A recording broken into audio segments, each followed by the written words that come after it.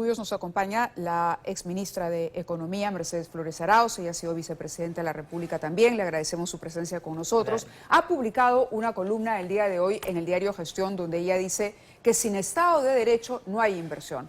En momentos en que las proyecciones del Ministerio de Economía han tenido que ajustarse a un 1,1 y entendiendo que el Ministerio de Economía suele ser el más optimista de los pronósticos, ella dice, ojo, no se trata ya de cuerdas separadas, ojo con algunas cosas que están haciendo en el Congreso de la República, y le da un pequeño jalón de orejas, entre otras cosas, a los parlamentarios por algunas medidas que han adoptado, pero mejor que la propia Mercedes Arauz nos cuente. Bienvenida de nuevo. ¿Cómo estás? Muchas gracias, ¿Por qué Mayra? el Estado de Derecho estaría en peligro? ¿Por qué hace esta advertencia tomando en cuenta la situación en la que estamos? Son varias razones, ¿no? Y no es solo el legislativo, también el ejecutivo y varios actores. El mismo sistema de justicia que ha alterado, digo, importante que investigue, pero a veces alteran las reglas de juego. Entonces he jalado las orejas a varios personajes.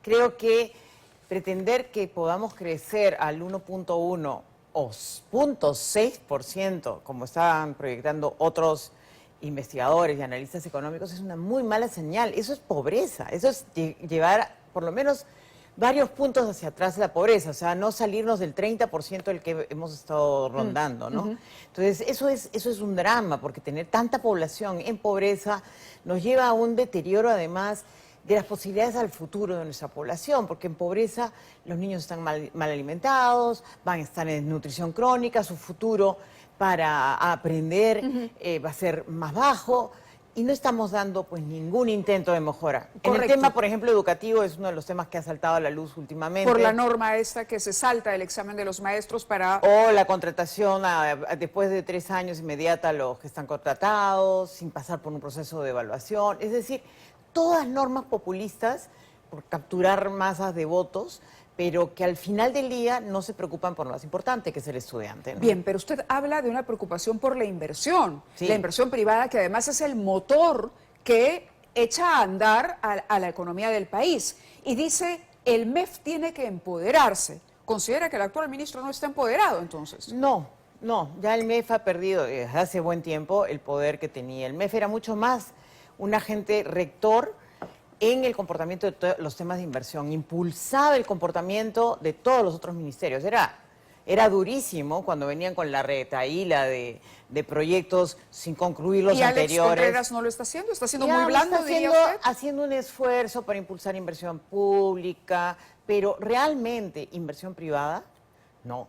O sea, no podría yo decir que está haciendo un esfuerzo real si no para, por ejemplo, esta iniciativa de Perupetro y Petroperú, de Petroperú pedirle más de 3.000 millones de soles adicionales a lo que ya le pidió anteriormente, que obviamente no se los va a dar, pero tampoco le para al carro a Perupetro en una concesión que es de lo más absurda, cuando hay, desde la perspectiva constitucional, tiene que primero verse dónde están los sectores privados, y los sectores privados quieren participar en la explotación. La Constitución dice, de exploración. Claro, que el Estado tiene un rol subsidiario, no ahí donde haya competencia. Y quizá algunos televidentes no estén muy al tanto de lo que pasa con Petroperú, pero se está gastando un mundanal de dinero público para sostener una empresa ineficiente.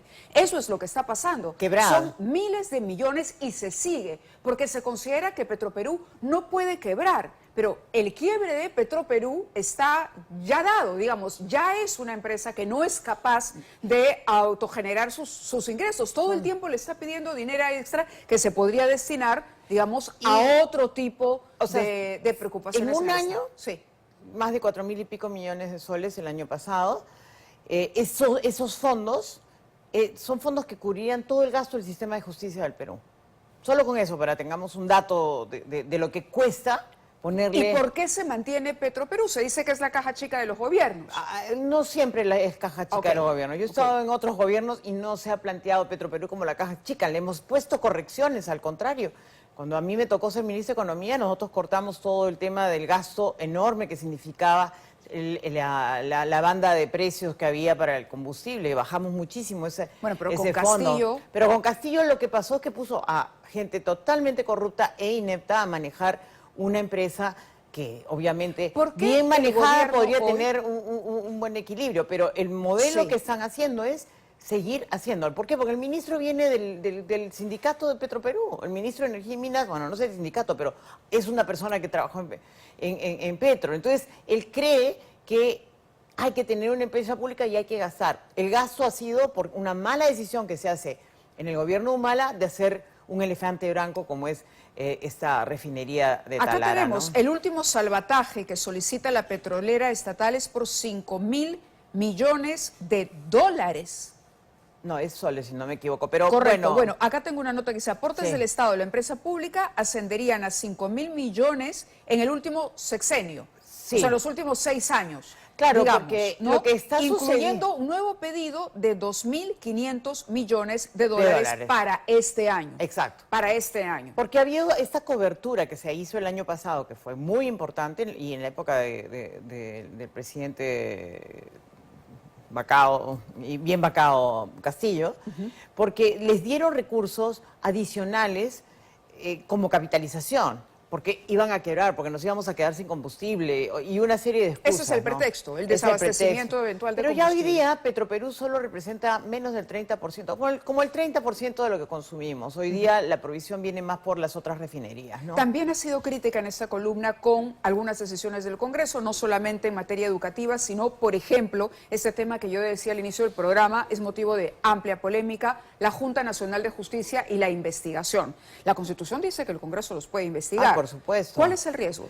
El problema no es la investigación per se, sino hacerla sumarísima, sin derecho a prácticamente a que haya una defensa. Miren, cuando se sacó a la gente del Consejo Nacional de la Magistratura, todos desfilaron por el Congreso. Yo era congresista, se hizo una investigación a fondo. Algunos salieron más o menos mal, otros más o menos bien, pero hubo una investigación uno por uno para ver el caso, cuando era un caso evidentemente de corrupción, ¿no?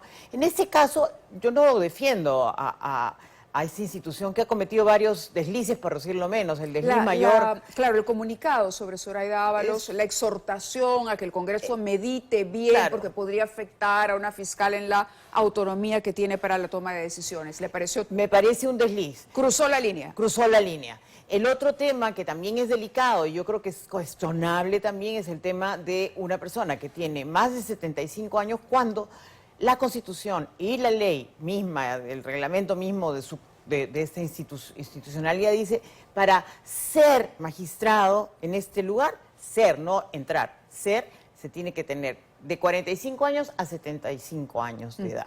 Ya se pasó la edad. Entonces, no jala la figura para favorecer a alguien que está, te cae, era muy bien, me gusta esa señora, le tengo toda la simpatía, pero no tiene que cumplirlo. Los jueces se jubilan a los 70, los militares se jubilan a los 70, los maestros, yo he hecho esa norma en el Congreso como parte de, subieron a 75, pero no más de 75. Todos los funcionarios a los 75 años ya se jubilan. O sea, no... ¿No estaría configurada entonces la No. falta grave que No como sostiene la investigación? No creo que es una falta grave, pero sí podría cuestionarse la Correcto. presencia de esta señora y podrían decir, pero ella tomó una decisión cuando ella no estaba habilitada para hacer. Hay quienes dicen Y que es eso- exagerado hablar de una dictadura parlamentaria. ¿Usted coincide con eso también? Yo no le llamo dictadura parlamentaria porque eso sería abusar otra vez del concepto que usó Vizcarra, ¿no? De que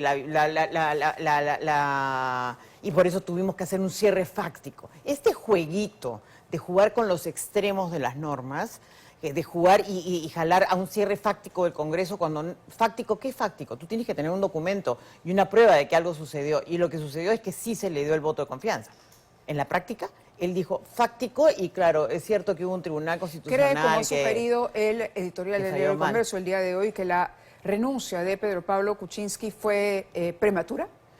Yo creo que ¿Poco fue... reflexionada? No, era imposible ya. No fue prematura, o sea, fue forzada. Fue forzada, no fue prematura. Lo que hicieron ellos fue una trampa. Hicieron una celada.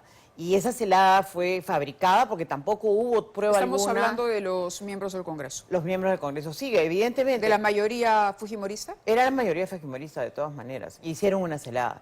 Y lo hicieron con ese señor Mamani, que grabó, y el sello, pero que no probaba nada, porque además después se ha visto, y todos han salido exonerados varios de ellos, excepto el caso de Kenji, de que no había ningún caso concreto de compra de votos ni nada. Pero por el parece que había estilo. los votos para la vacancia, ¿o no? Cuando el presidente, en esta segunda vacancia, porque hicieron 2 vacancias sin fundamento otra vez, ¿no? En la segunda vacancia ya teníamos los votos a favor del presidente otra vez, pero ¿qué es lo que sucedió? Que hubo este escándalo, todo el mundo tembló y retrocedieron. Y en ese momento dijeron, bueno, sí, vamos a sacarlo, que tenga que renunciar, sí, es un escándalo.